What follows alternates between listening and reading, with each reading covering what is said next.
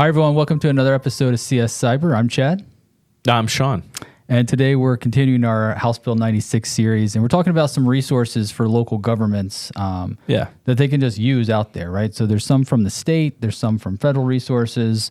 So we just kind of wanted to go through those and kind of, call out some of the resources that are available to help you kind of get started with this. So yeah, absolutely. I think one of the main things with any of these cyber resources, the thing that I like, we've got Cyber Ohio, so we've got the Ohio Cyber Reserves. There's a number of resources here in the state, and these are fantastic resources for smaller municipalities.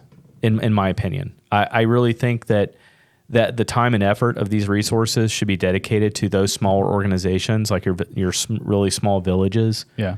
Maybe small townships that are really cash strapped. Because what I don't want to see is the time and resources expended on these large organizations. Right. So I think to that point, right, some of these small villages and small municipalities, right, they likely have an MSP or someone that they're already working with, right? I think bringing some of these tools to light, I don't think your MSP is going to do it for you, especially not for free. Yeah.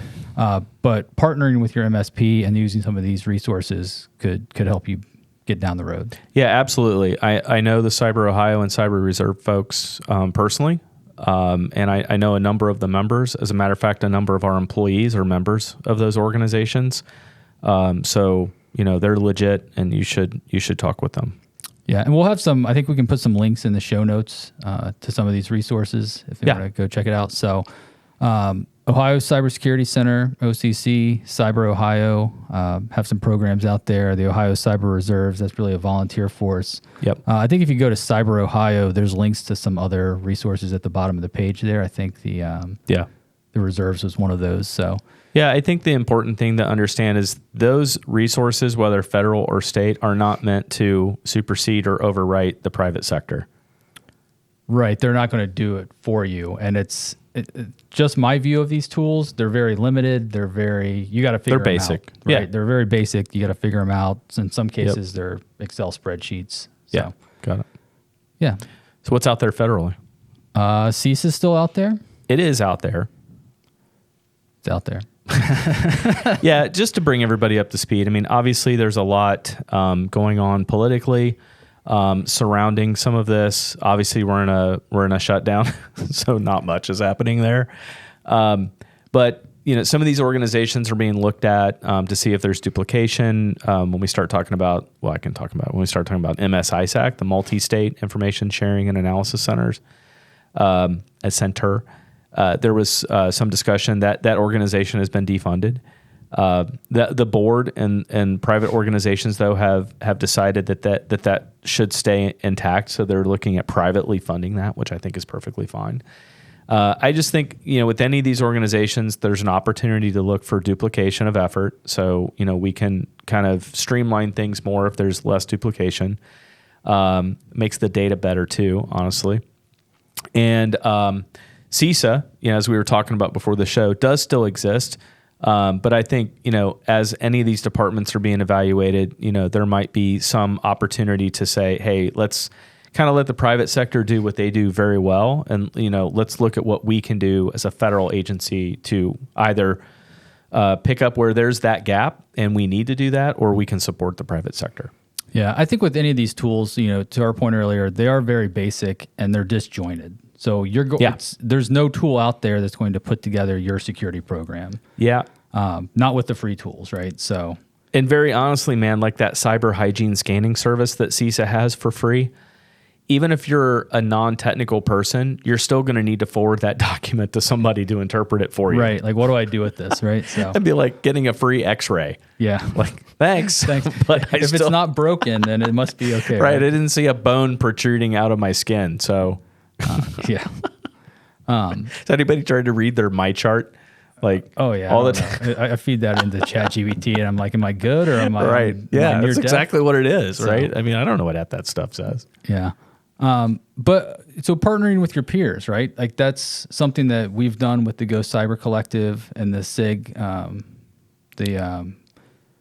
the local government SIG that we have there, right? I mean, I know there's been chatter in there about House Bill 96 and what people are doing, and everyone's kind of got a different take on what they're doing, but I know they're trying to put together written information security plans and things like this, just the basic things that you need to get started with House Bill 96. Yep, absolutely. So if you have a group, or if you're looking for a group and you're in the Dayton area, Go Cyber Collective is a really great place to kind of network with your peers and figure out what they're doing around House Bill 96. GoCyberCollective.org. Just got a new website. Yeah. Is it live? I know we're testing it. It looks really nice. I don't know. Maybe we edit that part out. Okay. Well, hope maybe by the time this goes, the new website's up. But yes, if you're in the Dayton area, please hit that up.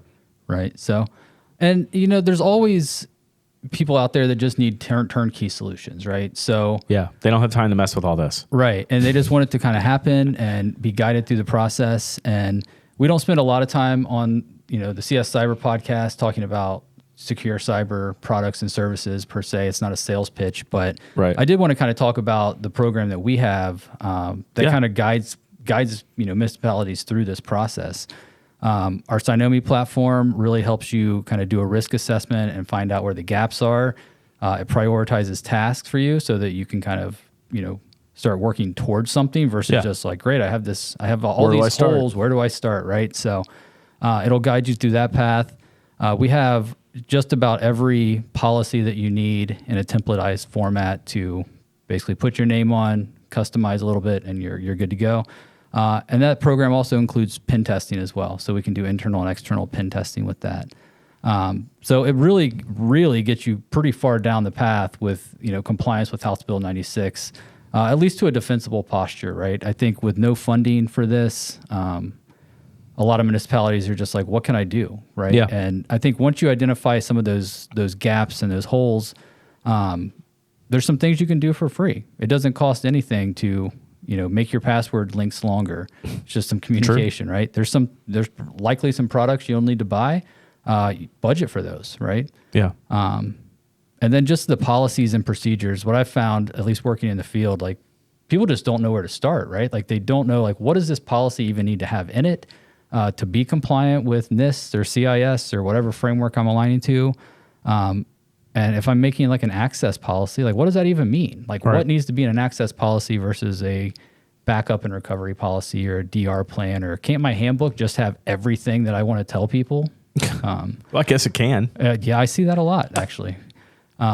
Unfortunately, with that and a lot of the incident response plans I see, they're for cities as a whole, right? So it's a hurricane, it's an earthquake, it's a mass fire, it's some sort of like disaster that the city's planning for, and IT has about 2 paragraphs, and they're like, well, we're going to show up and we're going to fix what we can and hope it's not broke, and no real plan there, right? I've been on those deployments. Right. So I just kind of wanted to throw that out there. I mean, it's something that I'm proud of. I think we've done a really good job putting it together. And it can really help a lot of people that are just not really sure where to start and want to move forward in some way. So absolutely.